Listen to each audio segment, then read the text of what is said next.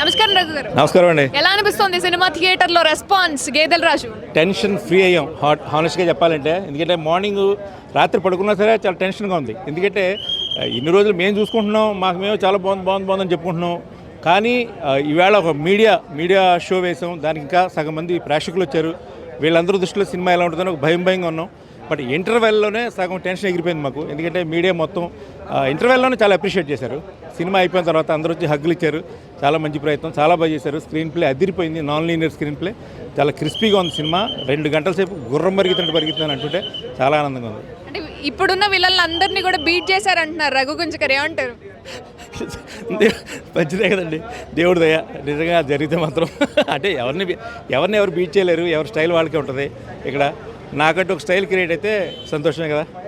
అది మరి అంత ఘోరంగా వాళ్ళని హింసించడం కానీ, మీ మాటలు కానీ, మీ యాటిట్యూడ్ కానీ ఏంటండి బాబు? ఆ క్యారెక్టర్ ఏంటి? ఆ ఎలివేషన్ ఏంటి?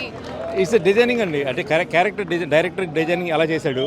నేనే చేసినప్పుడు చాలాసార్లు డైరెక్టర్ తనని మరి ఎందుకు ఎంత దుర్మార్గంగా చూపిస్తున్నాను, నన్ను కొంచెం చూడరా అంటే లేదు అనే క్యారెక్టర్ నేను రాసుకున్నది అదే. ఇంకా దారుణంగా రాశాను, తగ్గించాల్సి వచ్చింది అని చెప్పి తను అన్నాడు.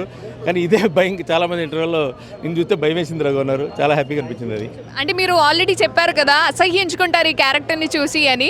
ఎవరిదైనా లుక్స్ మీకు అలా అనిపించాయా బయటకు వచ్చిన తర్వాత? అంటే అసహించుకోలేదు. ఎందుకంటే అదృష్టం ఏంటంటే ఈవేళ రేపు విలన్లను బాగా ఇష్టపడుతున్నారు.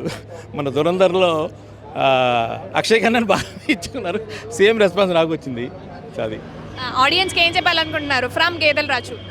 మీడియా ఈవేళ షో చూసి అందరూ చాలా మెచ్చుకున్నారు. అండ్ ఆ థియేటర్లో సగం హౌస్ఫుల్ అయింది. సగం మంది ఆడియన్స్ బయట ప్రేక్షకులు అందరూ వచ్చారు.